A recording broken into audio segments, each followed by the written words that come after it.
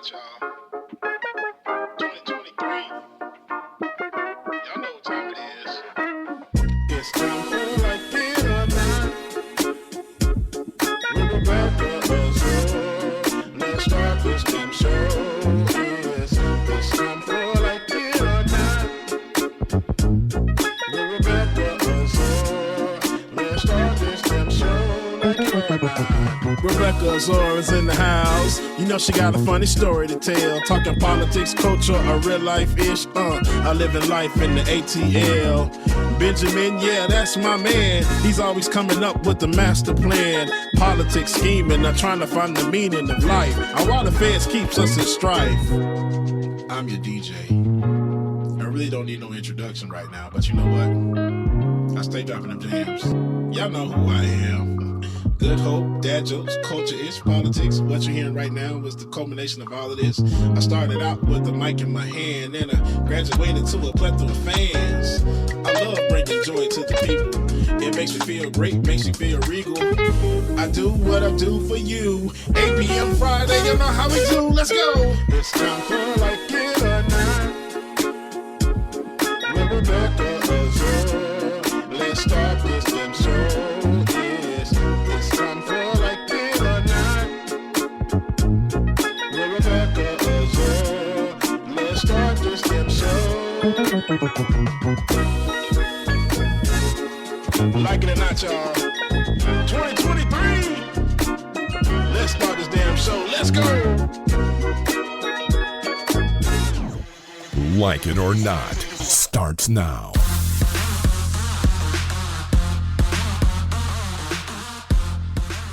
Good morning, good morning, good morning, and welcome to Like It or Not, where we're free to tell the truth and not care who doesn't like it. I am your one and only host for today. Rebecca Azor is not here today, and DJ Exclusive is out celebrating his birthday. Happy birthday to you, big brother. We love you and appreciate you. Hope you're celebrating and enjoying yourself down at the Magic Kingdom and whatnot. Shout out to Rebecca Azor, who could not make it today. The show's not the same without them, but we still have a show to do. Special thanks to David in the background making this happen. We have a lot of miles to cover, a lot of issues that we have to dig into. This is going to be a pretty meaty episode. We have to begin in the state of Texas, where Attorney General Ken Paxton is making it clear that he has every intention of making this young woman who is attempting to have a life-saving procedure to save her life from the difficulty of her pregnancy. Now, I don't talk a lot about reproductive rights on the show. We did cover in great detail the passing of Ruth Bader Ginsburg and the effect that we knew that would have on Roe versus Wade. And we do recognize the need for Roe versus Wade and the right to privacy, such that this mother, and we'll play a clip for you in a moment, she should have the right to have this procedure done within the confines of the private conversations she has with her doctor. And this is what has been infringed upon by religious zealots all over this country, who are more interested in their particular dogma than they are the safety and the well-being of women. And in this case, it's the safety and well-being that stops at the life of the child, right? We do understand very clearly that most of these advocates who claim to be pro-life, they are only pro-life. They're really just pro-birth. They don't have any compassion or any systems or anything in place to actually take care of children after they are born. And so with that in mind, let's pause and listen to Kate Cox as she describes her ordeal as interviewed by MSNBC. Through this, I never imagined that we would be in this position. You know, I've said I never thought I would ever need or want an abortion. I always wanted a big family. I think forcing me to continue the pregnancy and the pain and suffering put me through the risks of continuing the pregnancy, the risks of childbirth again, especially given how my last two went. I think it's cruel. Ken Paxton, a man who we can talk about at length another night, is threatening in writing to prosecute any hospital that performs an abortion on this woman. Today, Paxton asked the Texas Supreme Court to intervene. A woman, already a mother, pregnant with a wanted child, dealing with a terrible and frightening prognosis, has the Republican Attorney General and Republican activists in Texas overriding the advice of her doctor. That's the part. Texas's anti-abortion law is already being challenged in court by 20 Texas women who say the state ban puts their lives in danger by denying them medically necessary abortions. This is the post-Roe world created by Republicans. That's right. Voters have repeatedly shown they do not want these. That is the main part right there, right? The fact that women's lives are in danger because of political ideology and religious zealotry.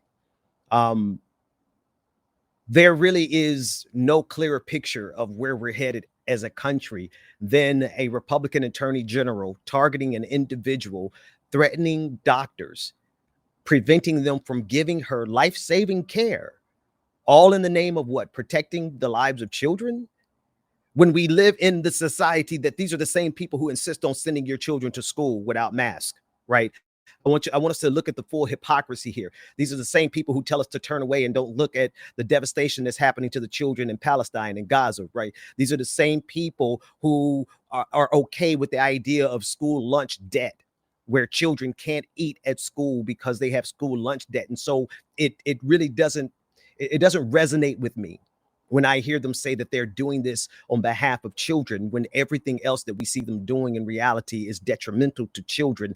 And in this specific case, Kate Cox is facing the possibility of her own life being lost.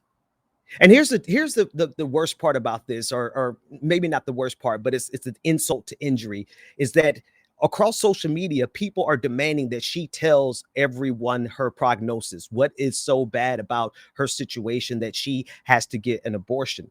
And not only does that violate her privacy, her constitutional right to privacy, not only is that a violation of her HIPAA laws, like forcing her to say that, it really just shows you the level of bad faith that we're engaged in, where people would rather prosecute her in the court of public opinion as to whether her condition is actually bad enough versus taking the advice of her doctor, who has already said her condition is bad enough. This is truly the nature of where we are in America. And David, right here, I want to shift because I want to juxtapose this with a clip from Speaker of the House, Mike Johnson. Mike Johnson, who last week compared himself to the prophet Moses. And the reason I want to bring this up here is because you need to be able to see the direct line between the type of legislation that is being enforced around this country, like the Texas abortion ban, the type of behavior that's coming from Republican leaders like Republican Attorney General Ken Paxton in Texas, who's targeting this young woman, Kate Cox, and preventing her from getting life-saving care as prescribed by her doctor. I need you to draw the direct line from that type of behavior and the mindset of religious zealots who believe that they are here to do exactly what you just saw being done to Kate Cox.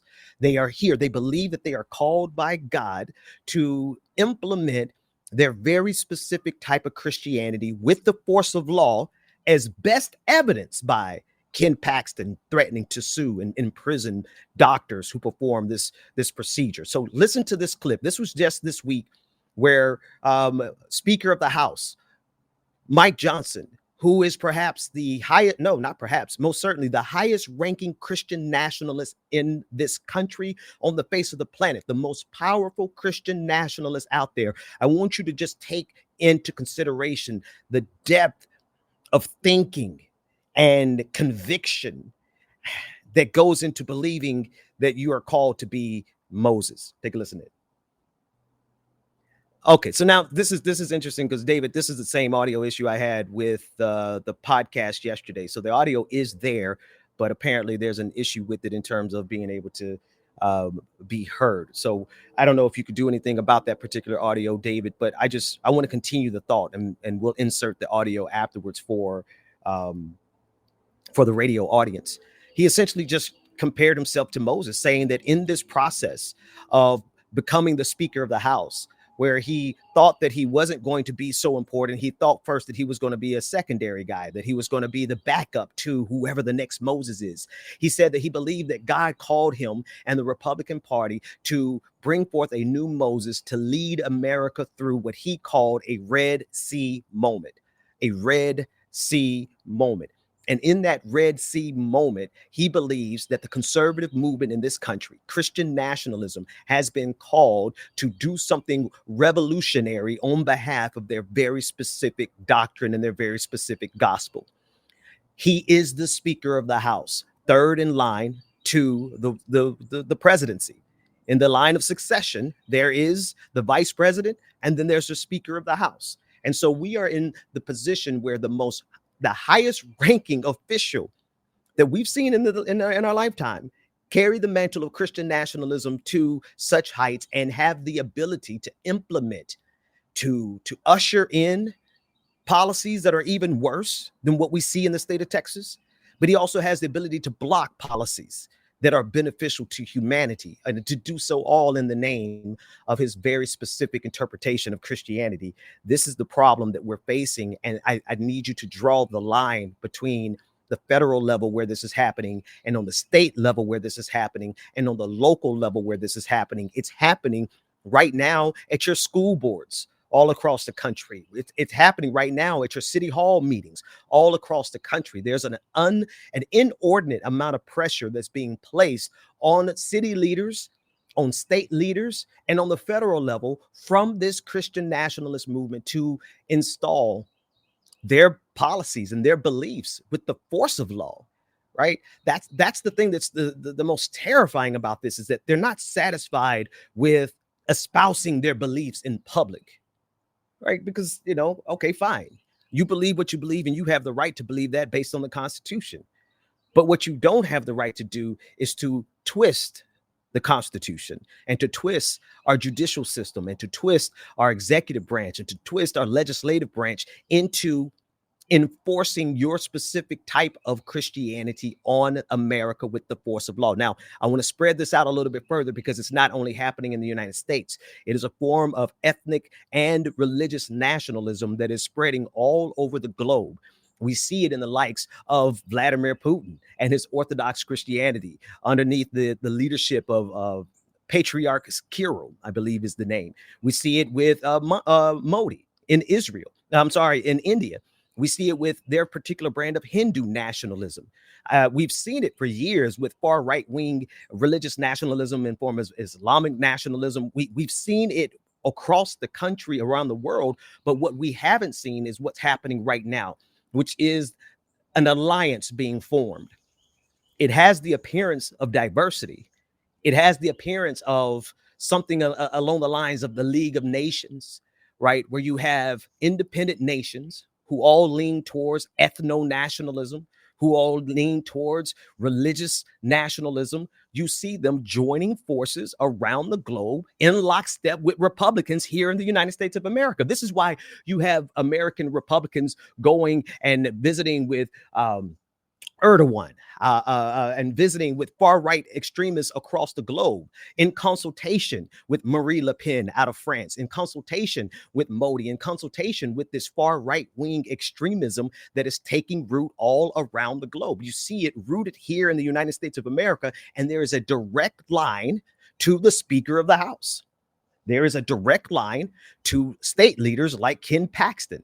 This is a well-coordinated and a well-thought-out attempt to restructure the United States of America completely and totally away from democracy and towards something like a theocratic fascist state. That's a lot of words to say that we are honestly and genuinely dealing with a shift towards something more like Handmaid's Tale than we ever could imagine.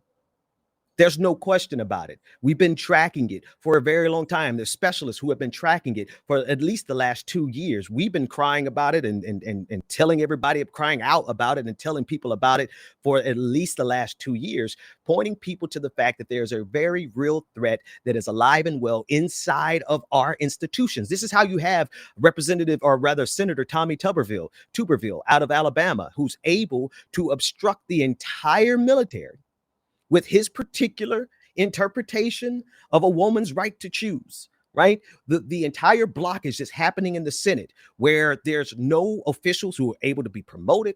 The chain of command in the military is severely broken down because of all of the blockages that have been placed, the filibusters that have been put in place by Senator Tommy Tuberville out of Alabama. He is directly tied to this Christian nationalism that wants to use the force of law to punish everyone they don't agree with. And so we need to start seeing these things holistically in the bigger framework of what's happening on the global stage. On the global stage, we have religious zealots, extremists of every religion. Okay, I want to be clear, of every religion, who are pushing their governments towards either ethno-nationalism or religious nationalism. Either a nationalism that's based on your ethnicity and your ethnicity alone, or your nationalism that's based on your religion. Just swap out the religions. That's all. Swap out the ethnicities, right? Swap out the nations. But in every single country, we see powerful people maneuvering themselves into position to execute religious extremism through the force of law. And this is exactly what we see happening in Texas. All right. Let's take a quick break. I want to reset and double check on a couple of pieces of audio here that before we move on and move forward. When we come back, I have to absolutely deal with this madness that's going on in Gaza. I absolutely have to deal with the fact that the United States of America is so in lock and in bed with Benjamin Netanyahu that it is now being considered by the International Criminal Court to investigate them around genocide, expressly because of the United Nations veto that took place yesterday. The United States vetoed a call for a ceasefire. We'll talk about all that in a moment when we get back. We'll be back with more of Like It or Not right after this break. All right, y'all, make sure that you stay tuned. More Like It or Not is coming up next. But before we get to this next break, what do you call a French guy being mauled by a lion? What do you call a French guy being mauled by a lion? Claude. More Like It or Not coming up next, y'all. Stay tuned. Where the rhythm meets power. Power 1047. My baby don't mess around because she loves me so, and this I know for sure. But does she really wanna, but can't stand to see me walk out the door? Don't try to fight the feeling, 'cause the thought alone is killing me right now. Thank God for mom and dad for sticking two together, 'cause we don't know how.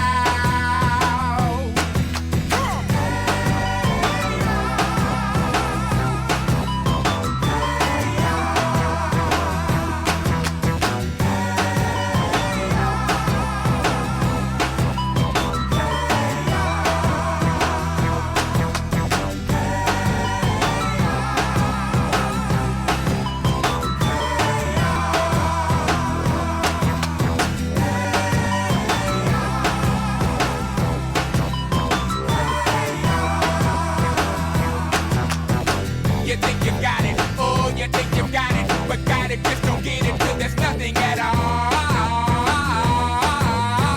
We get together, oh, we get together, but separate's always better when there's feelings involved.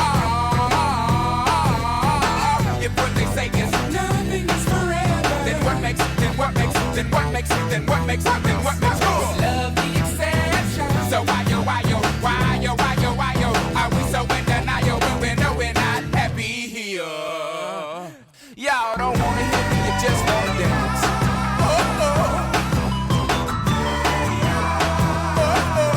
Don't want to meet your daddy. Just want you in my caddy.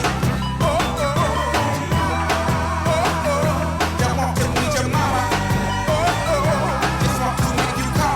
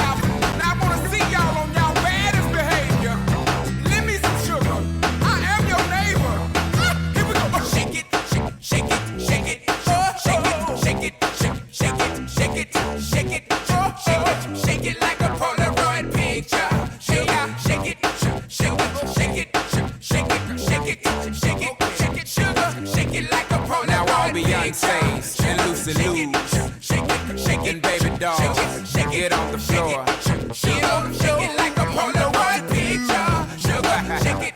You know what to shake it. Sugar, shake it. Shake it. Sugar, shake it like a Polaroid picture.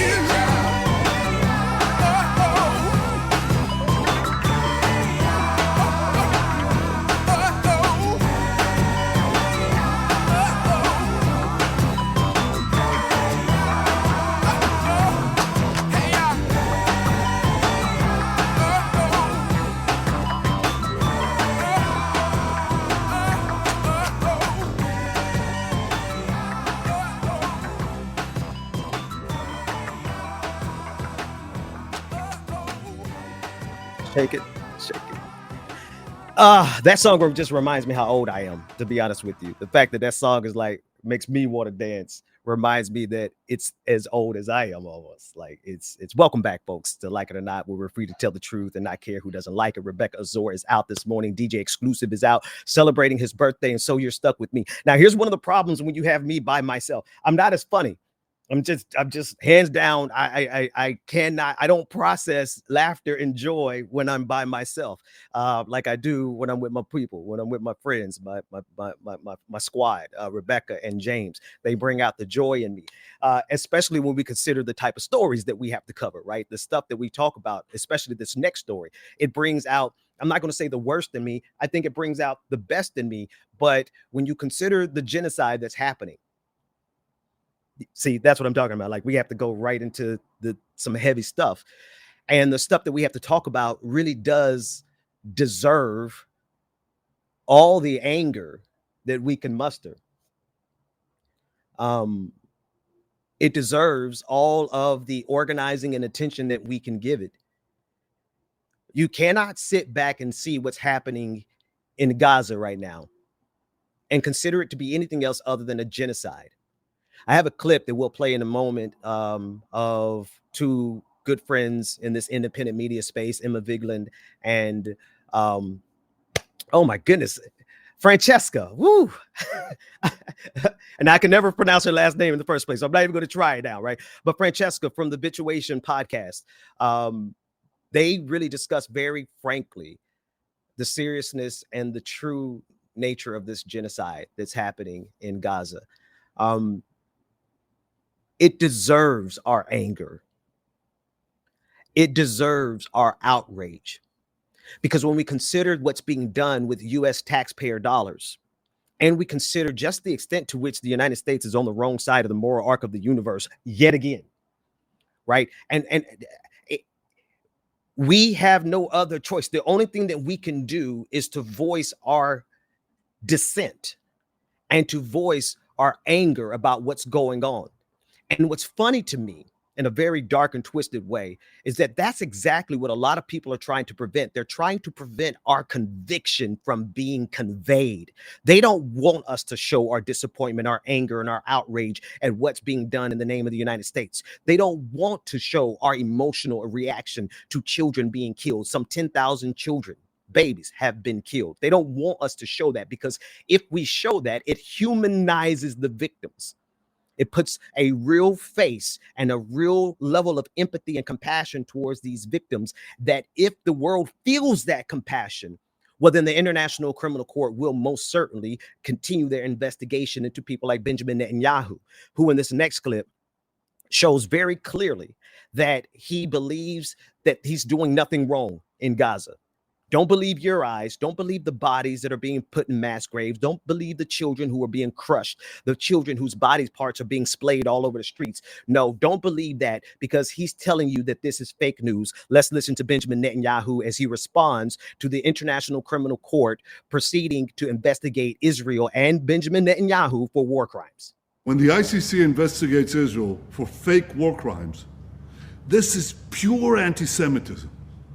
The court established to prevent atrocities like the Nazi Holocaust against the Jewish people is now targeting the one state of the Jewish people.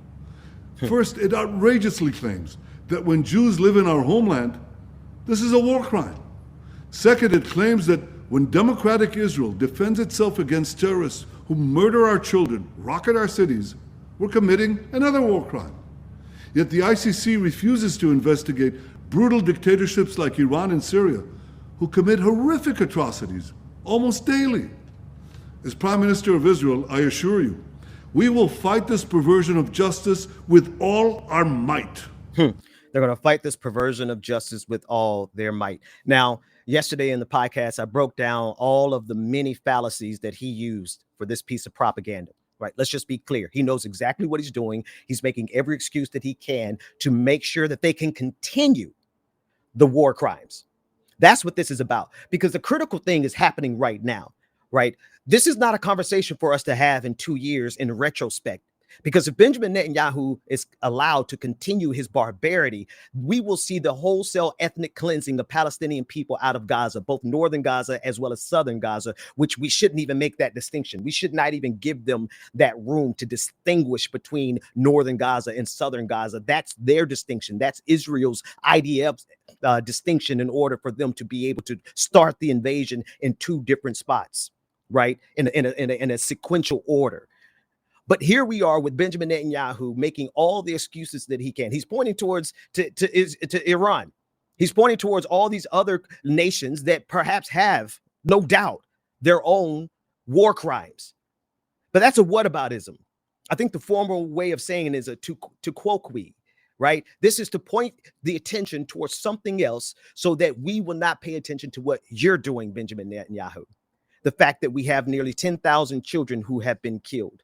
We have more civilians and women. We have doctors who are being targeted. We have scholars who are being targeted. Universities are being leveled. Hospitals are being leveled. The entire communities have been devastated, leveled to the ground. And then we saw a recent image of the Israeli flag being put centered in the town center, where they had already committed so much atrocity and violence. The city was leveled, but right there in the center of town was the Israeli flag. This is extremely disturbing, because the efforts that are being put in place right now are efforts to keep us quiet as they continue this genocide, right? The calls for ceasefire, an attempt to keep the violence from continuing, that was shot down last week. That was shot down by the United States as a sole objector to a ceasefire. We have a clip of it, and I want you to see exactly how dismissive our ambassador to the UN was when we were simply considering, and when I say we, I mean the world was simply considering, can we have a ceasefire for humanitarian aid? And this is how the representative to the United Nations from the United States behaved. Support calls for an immediate ceasefire. This would only plant the seeds for the next war, because Hamas has no desire to see a durable peace, to see a 2-state solution. I want you to notice the game that's done right there. He doesn't speak about the Palestinian people. He speaks about Hamas. He doesn't speak about the context that people are crying for a ceasefire. It's to stop the murder of civilians. He speaks only about Hamas. That's intentional. That's intentional because it is necessary for the United States and for Israel to continue to dehumanize the Palestinian people so that they continue to get away with the ethnic cleansing that is happening in real time, so that they can continue to get away with the war crimes that are happening in real time. Okay. All right. Thank you, David. We'll get to that in 1 second. I want to just do one other thing real quickly. I want to show you the power of something. I don't know. I don't know what I want to call it the power of, but I want to do real-time demonstration of what I shared in episode 2 episodes ago on the podcast. And I want you to go check it out. It's the level to which I have seen artificial intelligence block information on the war crimes that are happening in Gaza right now. I'm not 100% sure how it's going to play out. What I do know is that, well, I can show you better than I can tell you. Let me start with a new chat. You can see on your screen, I'm at bard.google.com. And I wanted to ask Google, first I want to ask it, can you scan the web and find evidence of Vladimir Putin's war crimes in Ukraine.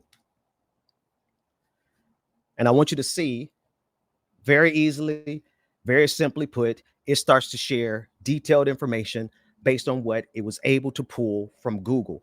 And I want to play it for you on the listening audience. As soon as it begins to populate, I want you to listen to how simple it makes the case. Evidence of Vladimir Putin's war crimes in Ukraine.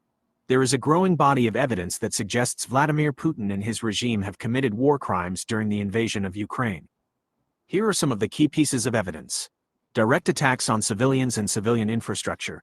Bucha massacre. In April 2022, evidence emerged of the massacre of hundreds of civilians in Bucha, a town near Kyiv, after Russian forces withdrew. The bodies of civilians were found scattered in the streets, with some showing signs of torture. Mariupol theater bombing. In March 2022, a Russian airstrike destroyed a theater in Mariupol that was sheltering hundreds of civilians. The word, children, was clearly written in large letters on the ground outside the theater, but the attack went ahead regardless. All right, there's much more to it, but as you can see, it has no problem finding and scanning Google for evidence of war crimes against Vladimir Putin. Now, here's a question. I'm going to paste the same question again, and I'm going to swap out Vladimir Putin, and I'm going to put in Benjamin Netanyahu in Gaza. And I want you to see in real time what it decides to tell me. Can you scan the web to find evidence of Benjamin Netanyahu war crimes? Hang on, I want to be very specific. Of war crimes by Benjamin Netanyahu in Gaza, and let's see what it says. The conflict in Israel and Gaza is complex and changing rapidly. If you'd like up-to-date information, try using Google search. Except the problem is, everybody, is that this is Google Bard. This is their AI system. And one of the features is that it is able to search Google in real time to give you real evidence. And so where it was able to do so for Vladimir Putin, it's not able to do so investigating Benjamin Netanyahu or Israel for their war crimes. Now, this is a very brief version. I don't want to, you can take the screen share down because we only have a few more minutes to go in the live show. And I want to make sure that you understand that we've done a thorough investigation into this. You can go and get our most recent episode, our 2 episodes ago on the Benjamin Dixon Show podcast, where we fleshed this out instance by instance. We did a very methodical approach to demonstrating that in the case of my usage of Bard, like go to Google Bard for yourself. Right? Go for yourself and see if it happens to you. But for me, you can see very clearly that when I try to get information from Google Bard with regard to the war crimes or even the alleged war crimes of Benjamin Netanyahu, as he is being investigated by the International Criminal Court, he has been documented by Amnesty International. And this is a part of the investigation. We shared an article from Amnesty International with the AI showing evidence of war crimes. And what did it do? It said, go to Google, search Google. But you are Google. And you did the exact same thing. You searched and found war crimes against Vladimir Putin, evidence of war crimes against Bashar al-Assad. This is the reality of where we are with regard to the dehumanization of the people of Gaza. It is so thorough, it is so complete that you can find evidence of war crimes for other nations on Google Bard and Google's AI, but you cannot find evidence for Palestine, for Benjamin Netanyahu and his actions in Gaza. All right. I want to shift gears one more time before we get ready to get out of here. Again, I want to remind you, you can get that full investigation going to patreon.com/the BPD show or catching 2 podcasts ago, 2 episodes ago. I did a full fleshing out of this issue. It's from Monday's episode of this week. You can go and find our investigation into Google Bard and their alleged blocking of war crimes from Benjamin Netanyahu committed against the people of Gaza. And again, that was just a very brief presentation in real time, but I want you to go investigate it for yourself as well as go and get the episode so that you can see how we did it. I want to go back now to Mike Johnson, because one thing I need to tie together is I need everyone to know and understand that what Israel is doing is against America's best interest. But what Israel is doing is also tied very deeply to this ethno-nationalist religious nationalism that's spreading the globe. And we can see that intersection here in the United States of America, particularly with the evangelicals, white evangelicals to be specific, and Christian nationalists like Mike Johnson, who have a firm belief that their support of Israel in this matter is reflective of their faith. They believe that it is their Christian duty to stand behind the government of Israel, not the Jewish people, but the government of Israel. And I want to go back to this speech where he compared himself to Moses. We have the audio fixed now. And I want to make sure that you hear two things. Number one, the level of megalomania that has to be associated with going out here and telling the world you think that God has called you to be Moses and to lead the nation through a Red Sea moment. That's number one. But number two, just take into consideration just how far Christian nationalism has risen in this country and how dangerous of a time that we are in right now. Let's take a listen to Speaker of the House, Mike Johnson.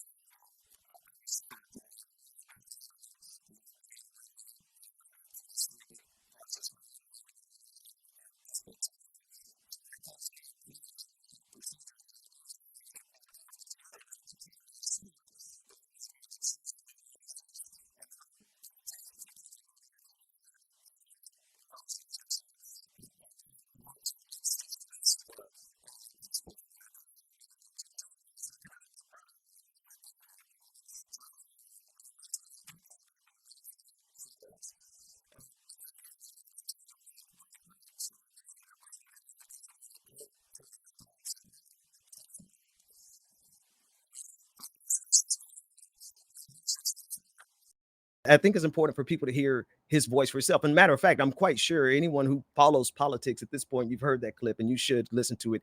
You can go to Right Wing Watch on Twitter, at Right Wing Watch on Twitter, and get the full clip. But I just want you to really absorb the times that we are in. We are in a specifically dangerous time where religious zealots of every religion, ethnic bigots, right?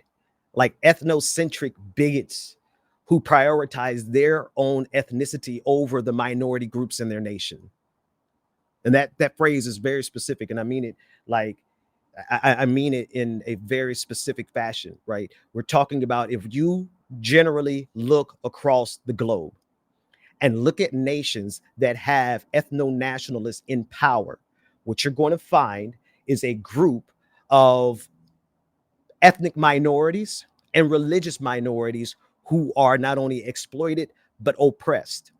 And right now, all over the country, all over this planet, we have different versions of ethnic nationalism and different versions of religious nationalism, right? From white supremacy to any other type of supremacy, but specifically from Christian nationalism to Islamic nationalism to Jewish nationalism to Hindu nationalism.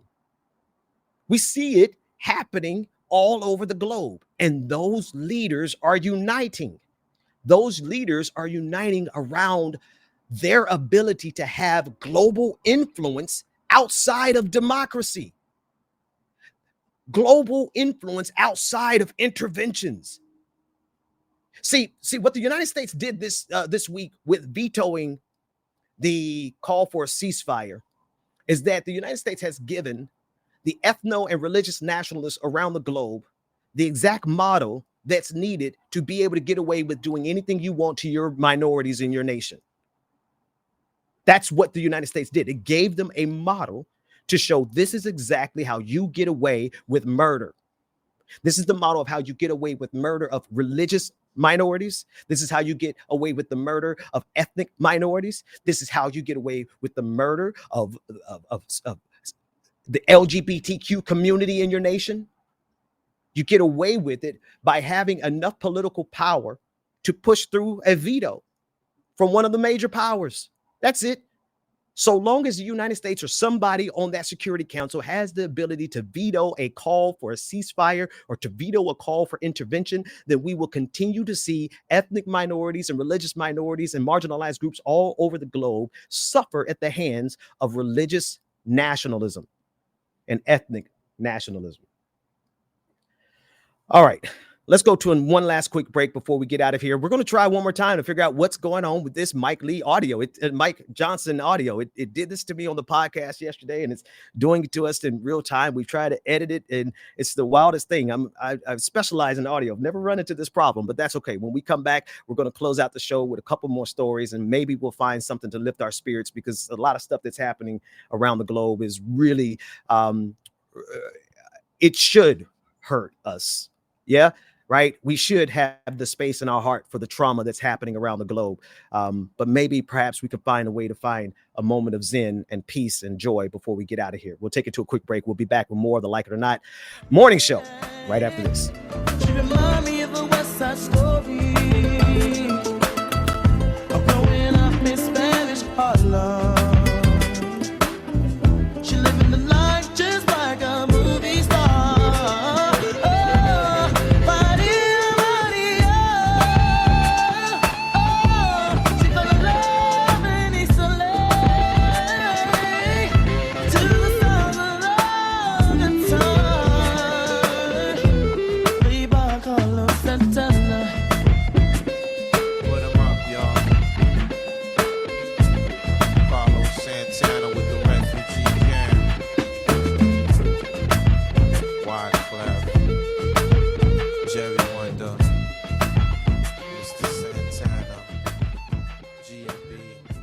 Welcome back, everyone. Welcome back. The thing is with with these stations, and I absolutely love the station that we're on. What it is, though, is that it's just a reminder that I'm old now, right? These are the stations, the classic R&B and the throwbacks. Like, I'm bopping my head the whole time, and the whole time I'm remembering, wow, this was 20 years ago. This song was 20 years ago, and I didn't have any gray hair. Matter of fact, I had hair on my head. So I appreciate the station. This is my music. This is my era. This is when I was, young and popping. But it just reminds me that I'm no longer that. And we all get older. So in the next few years, those of you who are young, keep in mind, you'll have the same experience. They'll have Ice Spice. She'll be played on the classic R&B and oldies, and, give it a no time flat, maybe 10 years. That said, I want to go back to a very serious topic. I don't know how you ebb and flow between these two extremes, but we're going to do it. And I want to play a clip of my friends from the Majority Report and from the Bituation podcast, Emma Vigeland and Francesca Fiorentini. Best effort I can do, Francesca. You know I love you. But I want you to hear how they very clearly elucidate the problem that we're facing right now as people of good faith who know genocide when we see it, as opposed to people who normally are on the same side of matters with us. This is the thing about it, is that we're dealing with people who are lockstep with us on every other issue, people who understand the threat of the Republican big lie, people who understand the threat of Vladimir Putin in Ukraine, people who understand they understand all this, but all of a sudden, when they see 10,000 children killed in less than 2 months, they can't see it for what it is. This is what my two friends were speaking of. Let's take a listen into them. No consequences for now being bad, and we'll just wait till it's over. We'll wait till everyone from Gaza is dead and they're all in the desert or wherever they're supposed to go, and then we'll just be like, God, wasn't that was sad, that was too bad. Yeah, right. And then we'll call it maybe like a genocide later, not when we could have prevented it. And then let's quibble with the notions of it, even as genocide scholars warn that these are crimes of genocide. Genocide's only a thing that happened before, like it's something we can look back on and read in history, as opposed to an ongoing one where we could have prevented it. Then like after the killing is over, we'll call it a genocide. But when we could have stopped it, that's when that word was it's just too inflammatory. Yeah. Whew. That's the thing. That's the part. Thank you, Emma and Francesca. We have the opportunity every day we allow this to continue on. There are more lives that are lost. I would argue that there is a threshold, a point of no return, where you no longer are up for consideration for anything else but genocide. The United States is riding with Israel on this. To contextualize this a bit more, I want you to remember now that Benjamin Netanyahu is currently on trial, criminal proceedings in Israel for fraud. I think for some a bribe of sorts of about $180,000, somewhere in that, but some cheap amount of money. Like for real, if you're going to be the prime minister of an entire nation, you got to raise your standards and how much you're going to get bribed for. But he's on trial, the third year of his trial for corruption and fraud. The trial was suspended for 2 months. Why, you ask? Because he had to wage war on Hamas, a war that was triggered by October 7th. October 7th, that he was warned about by Egyptian intelligence. Prime Minister Benjamin Netanyahu, was warned about October 7th by Egyptian intelligence, but he ignored it. He ignored it. And he consequently was able to get off of trial for 2 months. He wagged the dog as far as he could, and now he's back on trial. And I bring that up because I need people to see that he's more like Vladimir Putin and more like Donald Trump than he is like any of us, right? And the fact that the United States of America has embraced him so wholeheartedly, this regime in particular, because it's not all of the United States of America. It's this particular regime that's full of Republicans and Democrats, liberals and conservatives who have a consensus when it comes to the Palestinian people. They'll let Israel do whatever they want to with that group. And we could have stopped it. And here we are going into the Christmas season. I see people are quibbling over whether or not Jesus was a Palestinian Jew. Bethlehem is currently in the West Bank, people. Let's be realistic. In terms of geographic proximity, the Lord Jesus Christ, who we're getting ready to celebrate, his birthday, it wasn't in December, but we're going to celebrate it, right?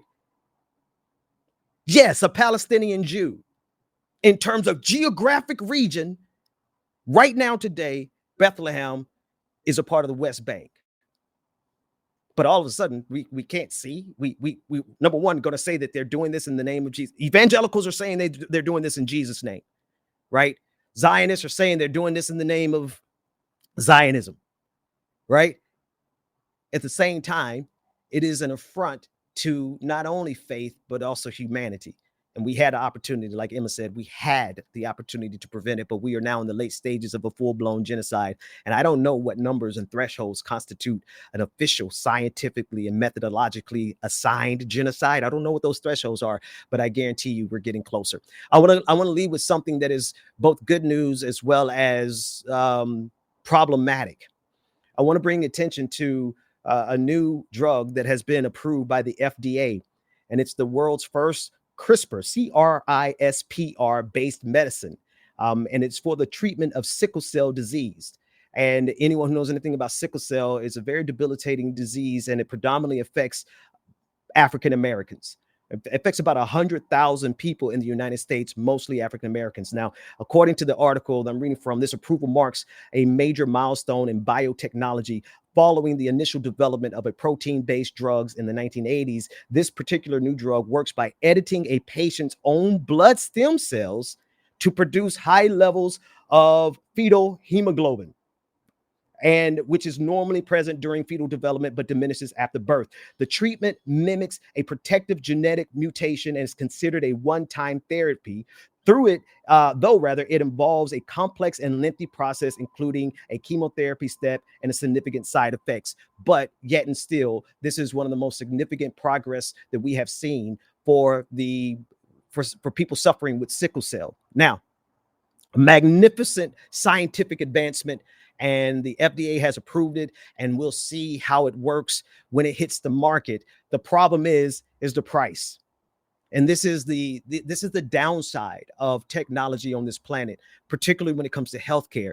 We can do some amazing things, but the price tag that we charge people to take this medicine and to go through these procedures for this particular drug and this treatment, it is $2.2 million for one of the parts of the treatment, and then $3.1 million for the other part of the treatment, and all of the demanding treatment processes, the chemotherapy and everything else that's associated with it. So there is an advancement in sickle cell research, a new drug that has been put on the market, giving life extending options to people who have struggled with sickle cell.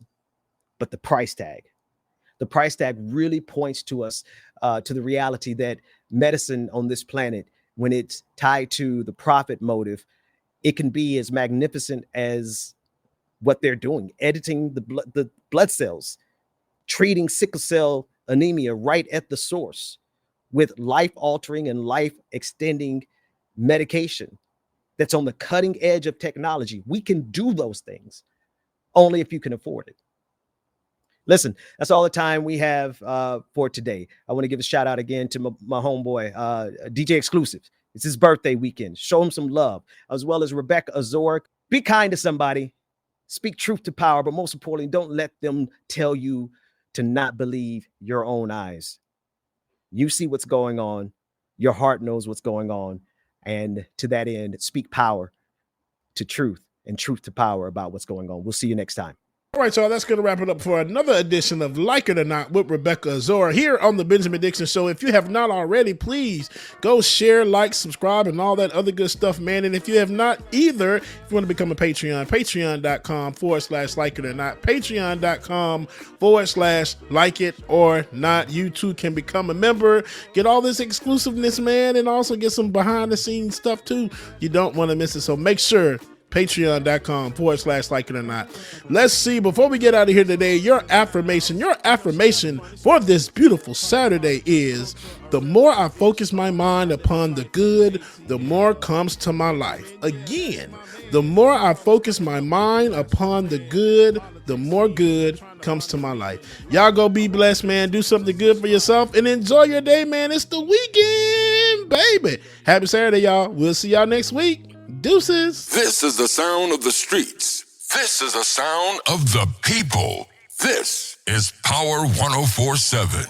Ask me how I'm doing, I'm blessed, yes. Living every moment, no regrets. Smile up on my face, I'm like, oh, yes, I'm blessed, yes, I'm blessed, yes. Waking up, thanking God. Every day is feeling just like Sunday. Wifey fly by my side. Green light, everything is going my way. Riding clean, living dreams. Just left the barber and I'm feeling like Midas. Heard him say, give him praise. What's in the water got you acting like this? Ain't a day go by that I don't try to thank the Lord up above. And if you wonder why I'm loving life, come close and I'll tell you what's up. Ask me how I'm doing, I'm blessed, yes. Living every moment, no regrets. Smile up on my face, I'm like, oh, yes, I'm blessed, yes, I'm blessed, yes. Ask me how I'm doing, I'm blessed, yes. Living every moment, no regrets. Smile up on my face, I'm like, oh, yes, I'm blessed, yes, I'm blessed, yes. Playing cards, laughing hard, barbecuing, waking up the whole block. Music loud, turning out. Little kids are breaking out the bus stop. Life is good, really good. And every moment, no, I can't forget. I gotta say, I won't change. You're the reason that I am like this. Ain't a day go by that I don't try to thank the Lord up above. And if you wonder why I'm loving life, come close and I'll tell you what's up. Ask me how I'm doing, I'm blessed, yes.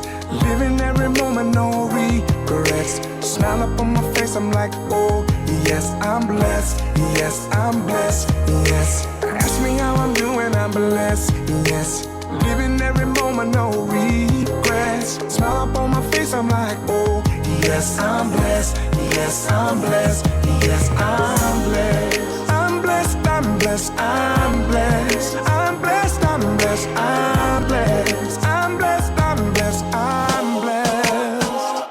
If you got a roof over your head, bringing home the bread, got your family fed, oh, oh, oh, you're blessed. Sunshine, I'm so free, living out my dreams. God's been good to me.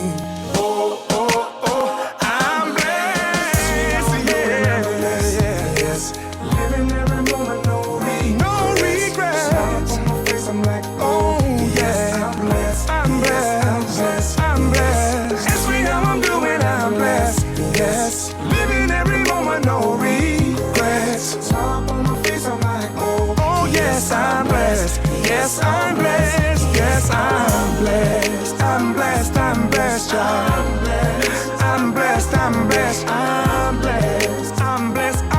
bless y'all.